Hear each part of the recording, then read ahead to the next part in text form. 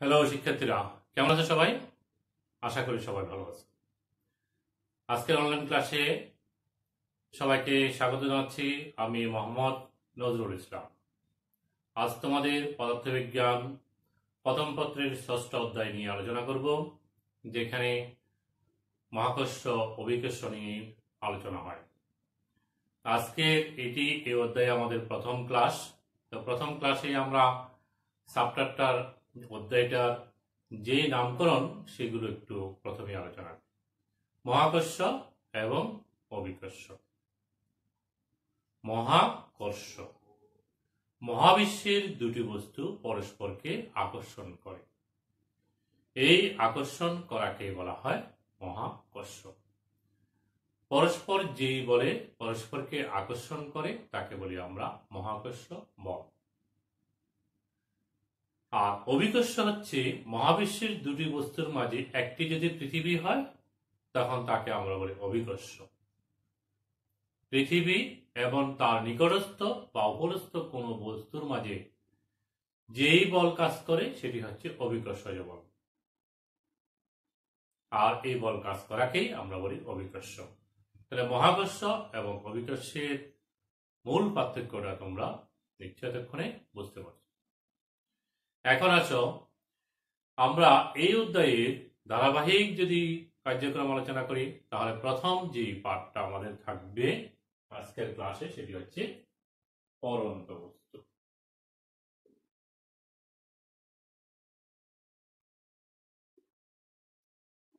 কাকে আমরা পরন্ত বস্তু বলবো?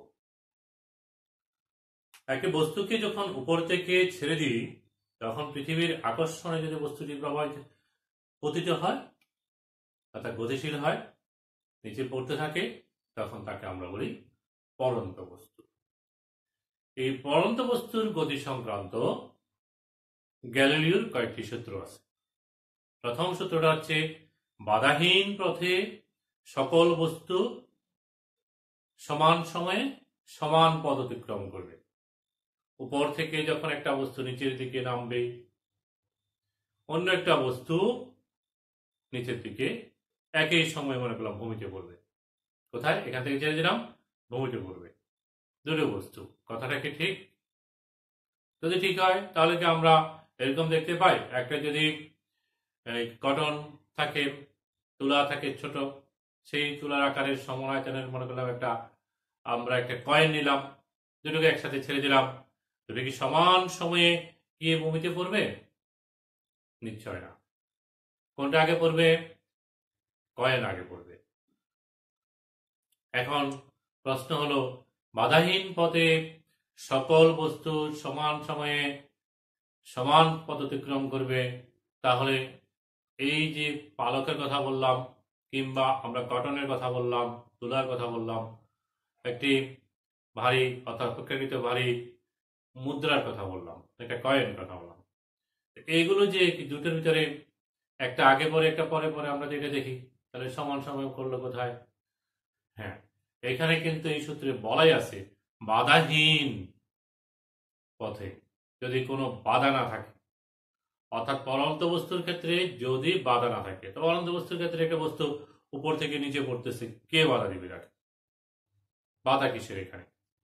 অবশ্যই বাধা আছে, সেটি হচ্ছে আমরা যেটি খালি চোখে দেখি না, বায়ু। বায়ু কি করবে? বাধা দিবে। সে বাধার পরিমাণটা তুলা কিংবা পালকের ক্ষেত্রে বেশি হবে, সেই কারণে সেটি পরে পড়বে, মুদ্রাটা আগে। তাহলে বাধাহীন এই শব্দটা খুবই গুরুত্বপূর্ণ এবং এই গ্যালিলিও সূত্রে তোমাকে বলতে হবে। তাহলে প্রথম সূত্র আলোচনা হলো। দ্বিতীয় সূত্র, এই বাধাহীন পথে পরন্ত বস্তু অর্থাৎ বাধাহীন ভাবে যখন পরন্ত বস্তু পড়বে, তখন একটা সময়ে মনে করলাম 1 সেকেন্ড পরে, 2 সেকেন্ড পরে, 3 সেকেন্ড পরে তার বেগ কি এক থাকবে?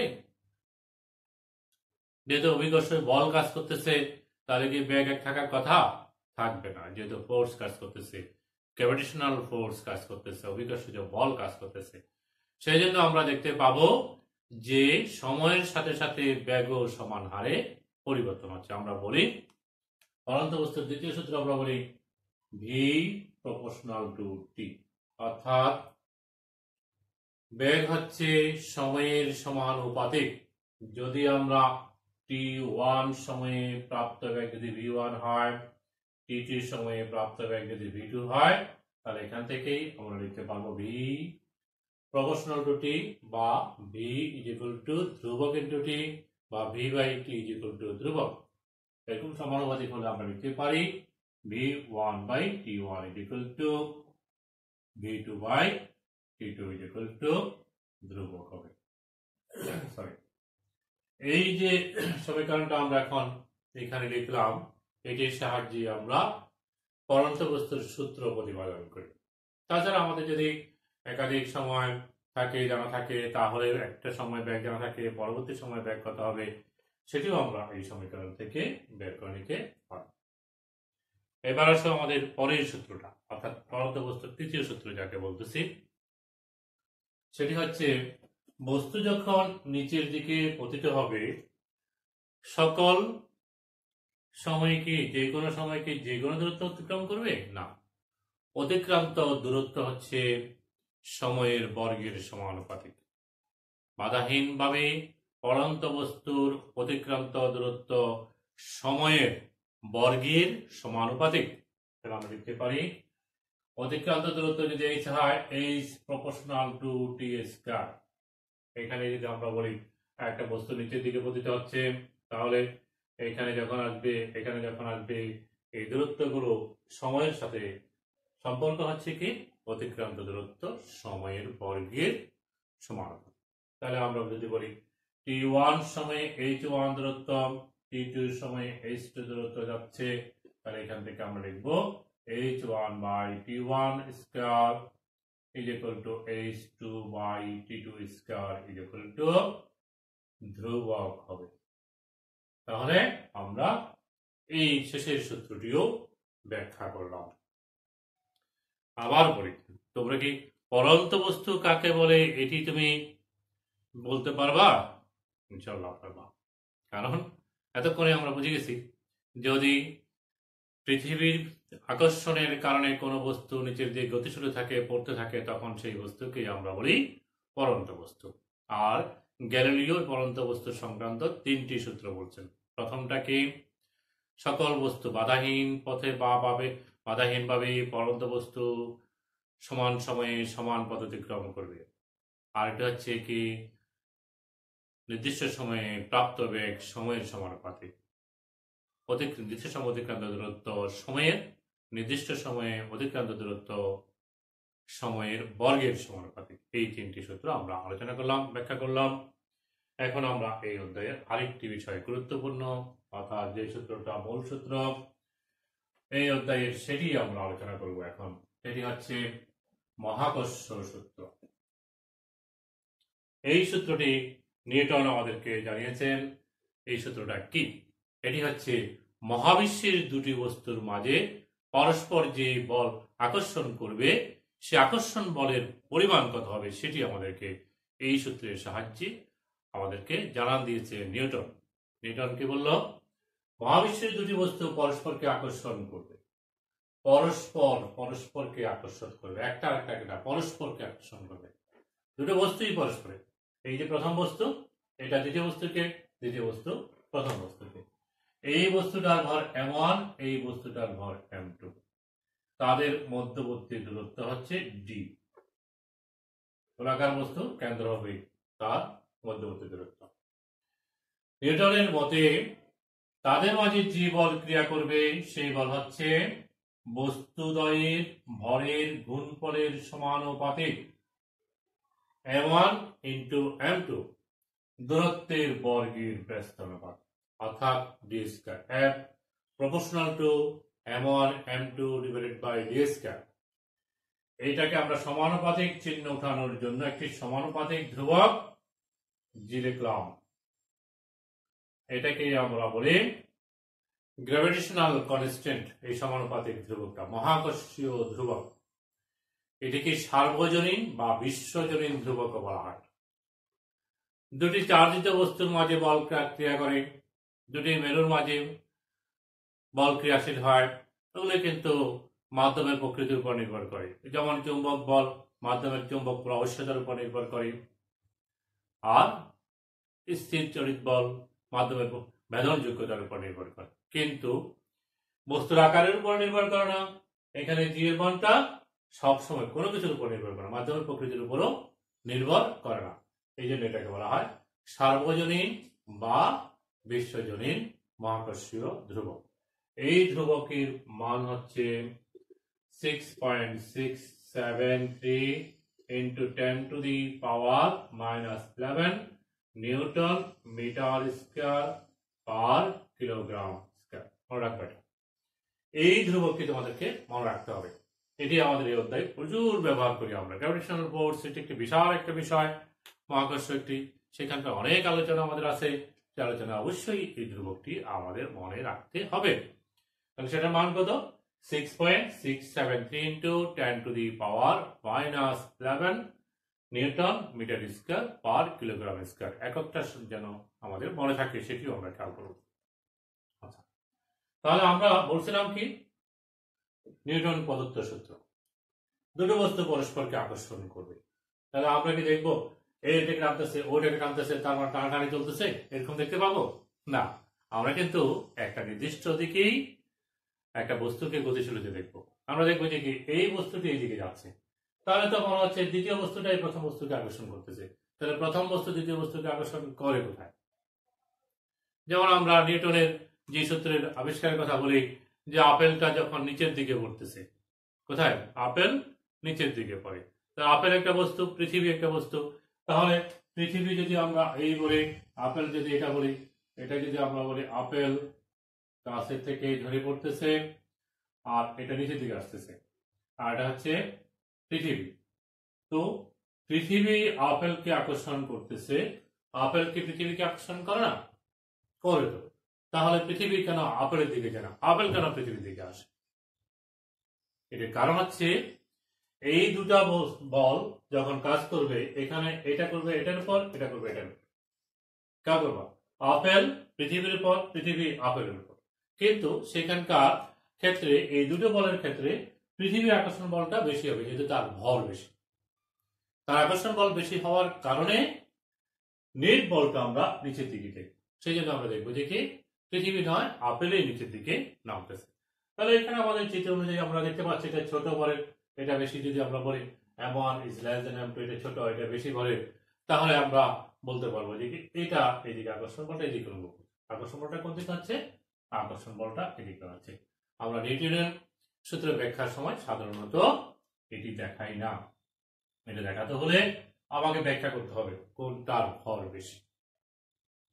তাহলে কি তোমরা কেন কাকে আকর্ষণ করে, আকর্ষণ বল দুটো পরস্পরকে করে, কিন্তু আমরা দেখতে পাই দৃশ্যমান কেন হয় একটি, সেটি নিশ্চয় আমরা এতক্ষণে বুঝতে পারছি। কেন আমরা পৃথিবী আপেলের দিকে যায় না, আপেল কেন নিচের দিকে পড়ে, নিশ্চয়ই সেই ব্যাখ্যাটি আমরা এখন করতে পারবো। আচ্ছা, তাহলে আজকে আমরা প্রথম আলোচনা করলাম পড়ন্ত বস্তু, তারপরে আমরা আলোচনা করলাম নিউটনের মহাকর্ষীয় সূত্র। এবার আসো আমরা আরেকটা সূত্র আলোচনা করব, সেটি হচ্ছে কেপলারের সূত্র।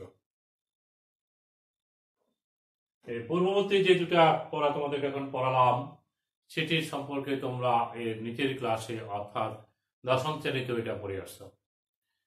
এটি তোমরা পাও না, একটু খেয়াল করো ভালো করে। সেটি হচ্ছে কেপলারের সূত্র। কেপলারের সূত্রটা হচ্ছে গ্রহগুলোর গতি সম্পর্কীয় সূত্র। নক্ষত্রকে বা সূর্যকে কেন্দ্র করে গ্রহগুলো আবর্তন করতেছে আমাদের এই মহাবিশ্বে। তাহলে এই যে আবর্তন করতেছে, আবর্তন কালটা কেমন, গতিটা কেমন, এই সমস্ত বিষয় নিয়ে কেপলার একটি সূত্র দেখালো, আলোচনা করলো, বললো।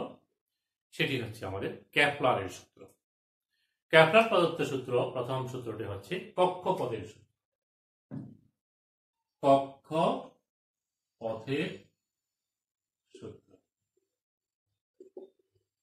আবার বলছি, কেপলার এই মহাকর্ষ অধ্যায়ে আমাদেরকে কেপলার আমরা কেপলারের কি কোন সূত্রটা জানতেছি, কোন বিষয়টা জানতেছি? আমরা জানতেছি গ্রহগুলো নক্ষত্রকে বা সূর্যকে কেন্দ্র করে কিভাবে আবর্তন করে সেই সংক্রান্ত সূত্র। আচ্ছা, প্রথম সূত্রটা হচ্ছে কি? প্রথম সূত্রটা হচ্ছে কক্ষপথের সূত্র। অর্থাৎ কোন কক্ষপথে ঘুরে। গ্রহগুলো সূর্যকে কেন্দ্র করে এরকম উপবৃত্তাকার পথে ঘুরে, এরকম উপবৃত্তাকার পথে গ্রহগুলো আবর্তন করে। এটা মনে করলাম গ্রহ আবর্তন করতেছে। আর এখানেই আমরা দুটা উপবৃত্তের দুটি ফোকাস থাকে, যে কোনো একটাকে আমরা সূর্যকে বিবেচনা করব। এখানে মনে করলাম সূর্য। তাহলে এরকম করে আবর্তন করবে, গ্রহগুলো সূর্যকে ফোকাসে রেখে উপবৃত্তাকার পথে আবর্তন। এটি হচ্ছে প্রথম সূত্র, বা এটাকে আমরা কক্ষপথের সূত্র বলি। মনে রাখতে হবে এগুলো আসলে কোনটা, কোন বিষয় নিয়ে আলোচনা করছে। শুধু প্রথম সূত্র মনে রাখলে হবে না, এটি কক্ষপথের সূত্র, এইভাবেই তুমি মনে রাখবা। পরীক্ষা আমাদেরকে ওইরকমই যে প্রথম সূত্র বলে না, অনেক সময় দেখা যায় যে বলে কক্ষপথের সূত্রটি ব্যাখ্যা করো। তখন তুমি কক্ষপথের সূত্রটা পারার পরও তুমি মনে আনতে পারবা না। ভালো মনোযোগী যদি না হয়, অনেক সময় আমরা খুব মনোযোগী হতে পারি না। সেই জন্য সব বিষয়টাও আমরা এই প্রত্যেকটা লেখা আমরা দেখবো যে কি লেখা আছে বইটি, এবং সেটি আমরা ভালো করে দেখে নিব।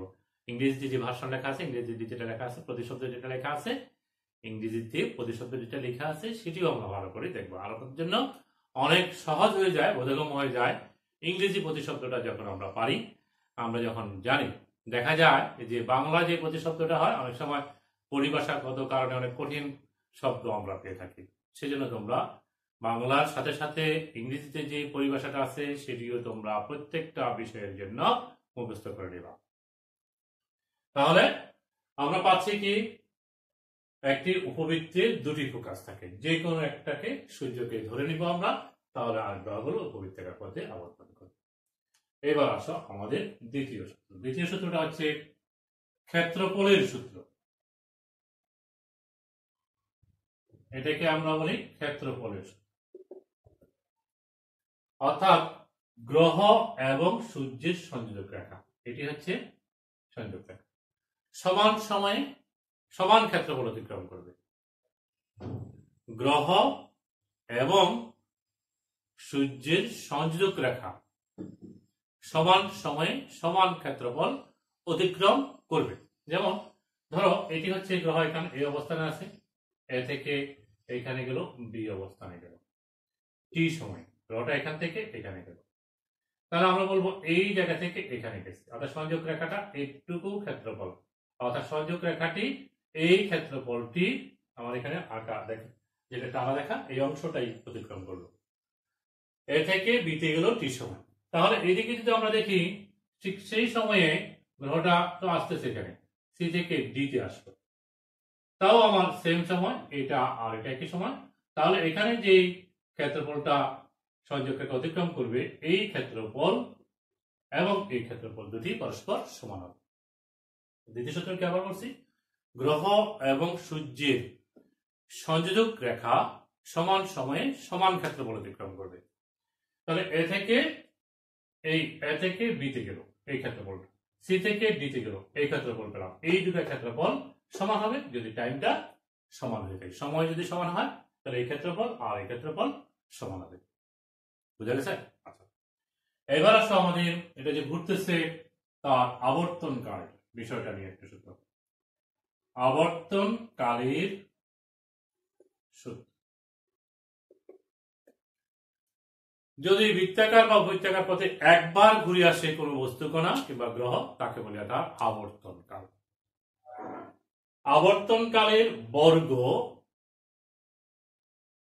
এই উপবৃত্তাকার পথের অর্ধপরাক্ষের ঘনফলের সমানুপাতিক। আবর্তনকালকে আমরা টি দ্বারা প্রকাশ করি। আবর্তনকালের বর্গ অর্ধপরাক্ষের ঘনফলের সমানুপাতিক। যে আবর্তনকালটা তার অর্ধপরাক্ষের ঘনফলের সমানুপাতিক।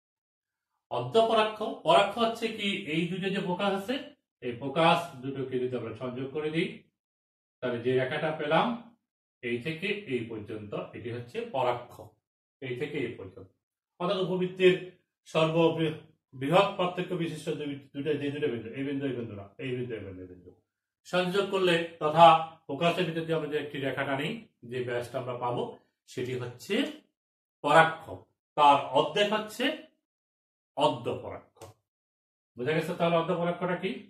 যদি এটা বৃত্তাকার না হয়, যদি উপবৃত্তাকার না হয়, বৃত্ত হয়, তাহলে অর্ধপরাক্ষ মানে হচ্ছে ব্যাসার্ধ। এটি আমাদের মনে রাখতে হবে।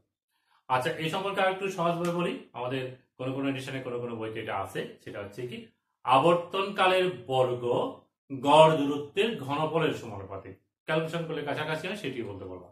যেমন এখানে যখন থাকে দূরত্ব এটা, এখানে যখন থাকে দূরত্ব এটা, সূর্য থেকে তার দূরত্ব, তাহলে গড়ে যে দূরত্ব হয় তার ঘনফলের সমানুপাতিক। সেক্ষেত্রে তুমি দেখতে পাবা এরকম করে লেখা আছে p square proportional to r cube. Same অনেক সময় আমাদের কক্ষপথের ব্যাসার্ধটাও থাকে। পরাক্ষণাবলী গাণিতিক সমস্যা যখন করবো তখন আমরা এটা বিবেচনা করবো। আর এটা আমাদের একই বিষয়, এটাও আমরা করতে পারি, এটা করতে পারি।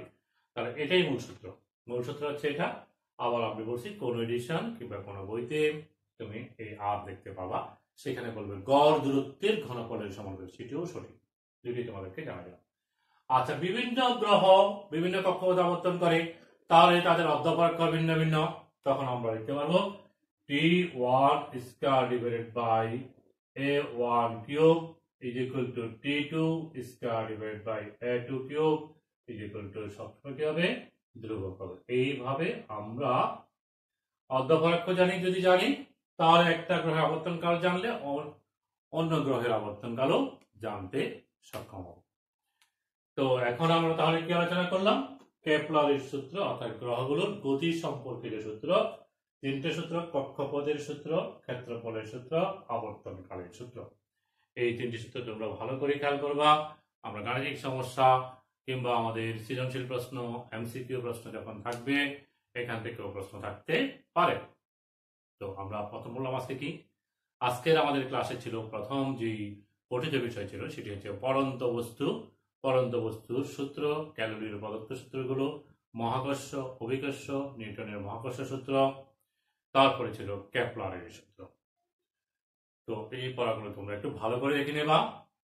সবাই ভালো থাকবা, সুস্থ থাকবা, নিরাপদে থাকবা, এই আশাবাদ ব্যক্ত করে আজকের অনলাইন ক্লাস এখানেই সমাপ্তি করছি। আল্লাহ হাফেজ।